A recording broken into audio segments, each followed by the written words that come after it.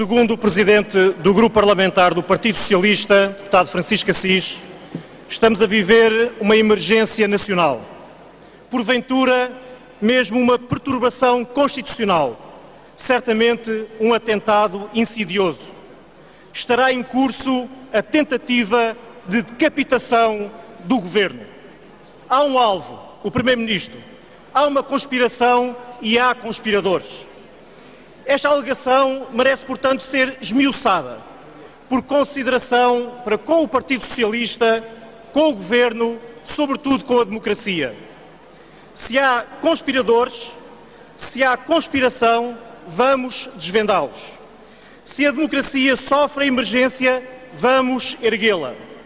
É certamente esse o papel que cabe a um deputado, a um governante que tenha sentido de sua própria responsabilidade pública.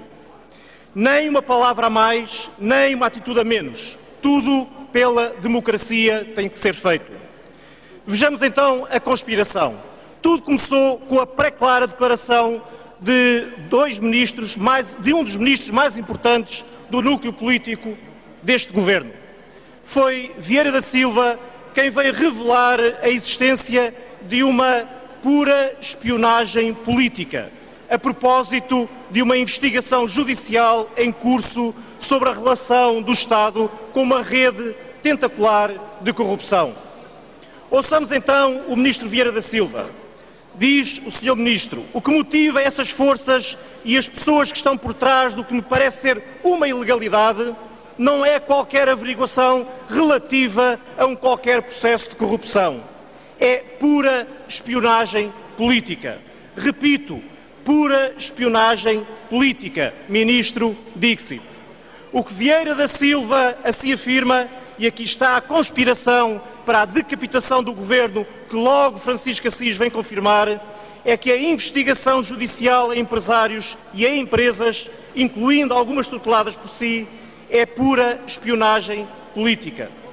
Espionagem, repete logo outro ministro, só podia ser o ministro Santos Silva, chegando mesmo ao ponto de garantir que, e cito, durante vários meses o Primeiro-Ministro foi objeto de escutas ilegais. Há então espionagem. Contra quem? Contra o Primeiro-Ministro, porque algumas conversas telefónicas com um banqueiro e ex-ministro socialista foram escutadas no âmbito da investigação a esta personalidade. E quem fez a espionagem? Obviamente, o Ministério Público e o juiz de Aveiro que validou o procedimento das escutas. E houve queixa contra a espionagem? Os ministros, indignados com a perfídia da conspiração, acorreram à Justiça para pedir investigação contra esta ignomínia? Nada. Nem um gesto, nem uma queixa, nem uma ação.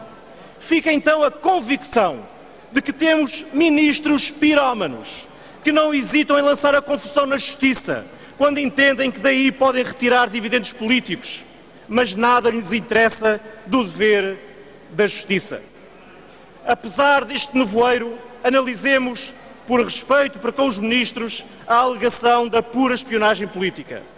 As chamadas foram escutadas e registadas. Os conspiradores que assim procederam enviaram estes registros no dia 26 de junho para o gabinete do Procurador-Geral. Este enviou-os no dia 4 de agosto para o gabinete do Presidente do Supremo Tribunal de Justiça.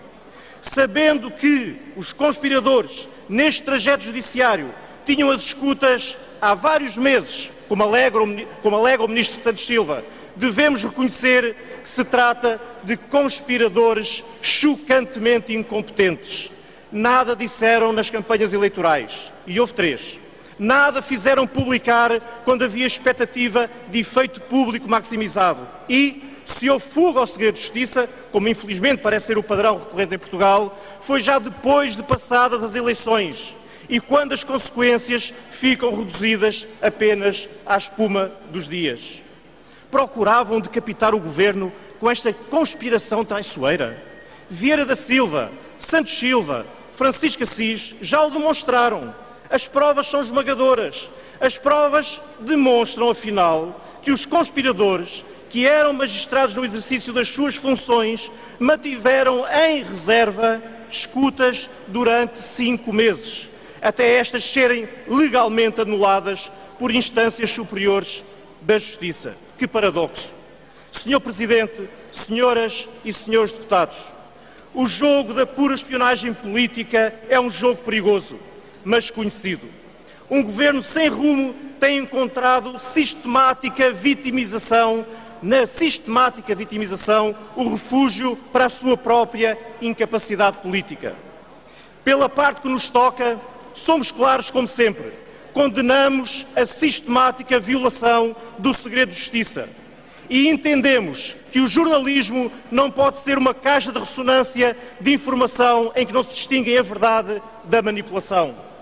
Uma justiça célere e justa e uma imprensa livre são dois pilares da democracia, mas nem a função da primeira é julgar na praça pública, nem o jornalismo se deve contentar em publicar o que não pode confirmar. Não aceitamos, por isso, que a política seja condicionada por leituras de fugas ao segredo de justiça. Concentramos-nos no essencial. As escutas só interessam se interessarem à justiça, por esta considerar que há prova judicialmente relevante, e nada interessam se não interessarem à justiça. Senhor Presidente, senhoras e senhores deputados, o que interessa a este Parlamento e ao país não são efabulações sobre conspirações, assassinatos virtuais, decapitações imaginárias ou conversas privadas. O que interessa é a clareza política que defende a democracia. E é por isso que respondemos, só por isso, a fuga em frente do Governo neste episódio burlesco só tem como explicação a percepção pela opinião pública de que o Primeiro-Ministro foi económico com a verdade em questões muito importantes. É hoje evidente, e o Primeiro-Ministro confirmou, agora oficiosamente, que o Governo tinha conhecimento prévio da tentativa de aquisição da Média Capital pela PT, que ele negou no Parlamento. Acusamos o Primeiro-Ministro de falta de transparência, mas acusamos também o Governo de usar a força económica do aparelho de Estado para tentar condicionar linhas editoriais na comunicação social que, de acordo com o índice anunciado pelo Primeiro-Ministro em congresso partidário, não goza da simpatia governamental. Finalmente, acusamos o Governo de pouco ter acautelado a defesa do interesse público na prevenção da corrupção. Uma empresa pública, a Refer, perdoou uma dívida a uma empresa de Manuel Godinho, não hesitando em deitar ao lixo 164 mil euros, porque, tendo 3 anos para o fazer, nunca apresentou queixa e deixou prescrever todos os prazos judiciais. Uma empresa tutelada pelo Ministro da Economia, a REN, faz vários ajustes diretos com uma rede tentacular no epicentro de uma das maiores investigações judiciais sobre corrupção. No meio de um país economicamente parado, socialmente injusto e onde crescem as evidências sobre uma rede clientelar que se apropriou indevidamente de património público para seu benefício próprio, como se compreende que as preocupações, acabo já, Sr. Presidente, como se compreende que as preocupações dos ministros sejam conspirações mirabolantes? A resposta do Parlamento tem que ir ao essencial, à luta contra a corrupção, à defesa da transparência, e é isso que seremos chamados a decidir dentro de uma semana.